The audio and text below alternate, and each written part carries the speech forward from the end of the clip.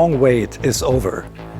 I'm very happy and proud to be able to present the most track-oriented GT car we ever developed to date, the new GT3 RS.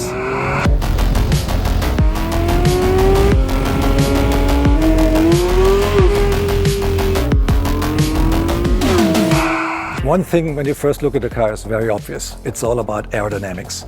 It looks very much like a race car, and it has aerodynamic values, downforce values that are double as much as we had from the predecessor. That means at 285 kilometers per hour, there's 860 kilos of downforce on the car. And even at 200 kilometers per hour, we have 410 kilograms. That is a lot, and that helps a lot on cornering speeds, especially in high-speed corners. And how did we achieve that? Active aerodynamics. A huge rear spoiler, 6 feet wide, higher up in cleaner air than ever before, and 2 modules hidden beneath the front lamps that have active diffusers that work in synchronicity with the rear flap that goes up and down to get maximum performance on track. And this car does not only feature a lot of aerodynamic components that we use in the GT3 R race car, we even stole a feature from Formula One, which is a drag reduction system that the pilot can activate via a button on the steering wheel to reduce drag and give the car the best performance out of the corners on the longer straights. Everything on the car has a function. If we start with these nostrils here on the front hood, they're there to guide the air that exits from the radiator, which is hot, to the sides of the car, to both sides of the car, and keep the air outward of the center section where the intake system of the car is located. The cooler the air, the more oxygen we have, the more power the car can produce. And we're doing this by these nostrils and these fins here on top of the roof, which have a slightly curved geometry to guide the airflow away from the center section. This radical aerodynamical concept is not only in the middle section of the car, it's on both sides of the car as well. The airstream enters here, and there's not a radiator anymore like on the predecessor. There is a module hidden beneath the headlamps that is electronically operated with 2 diffusers. So we guide the air through these diffusers, guide it on through the control arms and all the suspension parts here, which are shaped aerodynamically. So we have a profile on each control arm here that contributes to the downforce of the car big time. We have another 40 kilos of additional downforce solely by using this aerodynamically shaped control arms. If the air goes on, it gets ventilated through these vanes up above, which we know from the predecessor, which work a little bit more efficient even. And we use this section here, which is a little bit drawn to the inside, to exhale the air a little bit better out of the wheel wells. And for that, we had to construct a new door that is made of carbon fiber. These vanes here guide the air close to the body to prevent swirls that are causing back pressure. We don't want to have that. And then guide the air here through the side of the car into these intakes here, which are not used anymore for intake charge of the car, which are part of the aerodynamical concept to accelerate the air, guiding the air mostly and as flat as possible to the side of the car by using these vanes here. And that's not everything. There's a lot of air entering in the front, underneath the front splitter. The whole under construction of the car is full of vanes and guiding flappers to get the best aerodynamical results. A lot of speculation was going on what kind of engine would be in this car. It's a 4-liter flat 6-cylinder engine, normally aspirated. It has 525 horsepower, so that's 15 more than on a GT3. How did we do that?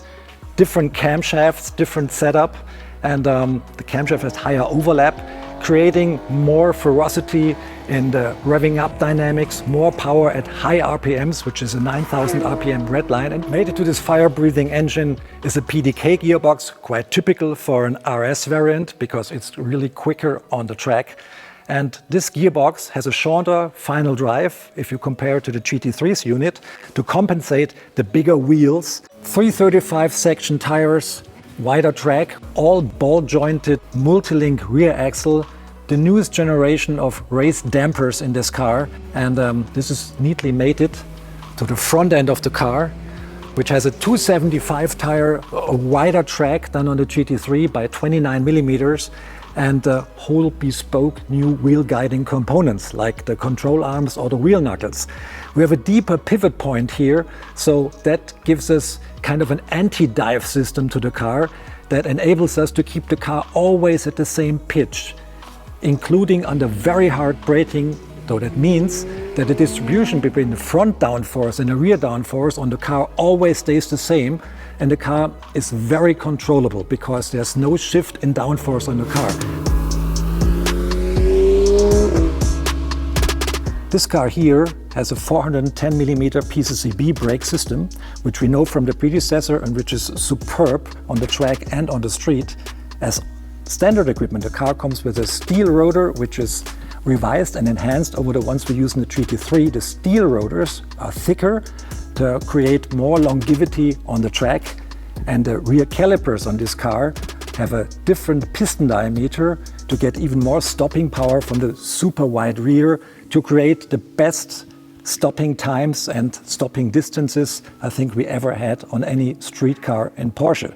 On the quest for maximum brake performance, we have aerodynamical aid here as well, because we can influence this rear wing, which folds up as an active air brake. So we create more resistance, more wind resistance to the car under hard braking, which even decreases the stopping times and makes stopping distances a lot shorter.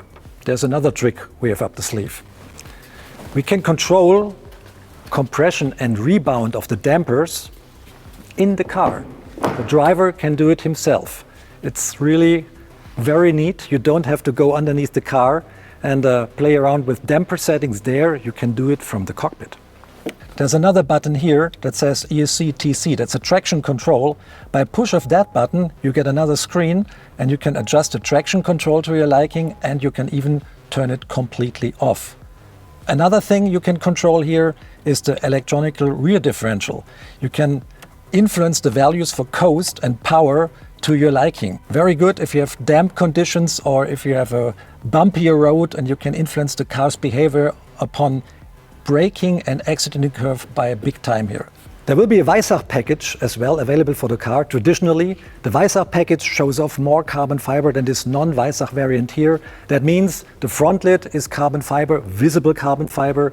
The roof is visible carbon fiber, and for most markets, we offer a rear roll cage made of carbon fiber as well, which is in itself 6 kilos lighter than the steel variant. Another goodie here for the Weissach package is you can order the car with magnesium forged wheels as well, which shave off another 8 kilos of the car's overall weight, which in its lowest spec is 1450 kilograms, which is quite a low figure for a car like that, for the size of the car and for all the technology involved. So that rounds it off. I think we have the most hardcore GT variant to date standing here behind me. And there's so much technology and innovation going on, not only to make the car faster, to make it more fun to drive as well. I love to drive it, especially in the high speeds corners on every given track. It's mind-boggling what this car can do. It's so much fun, and I really love to drive it, and I'm absolutely sure you will love it too.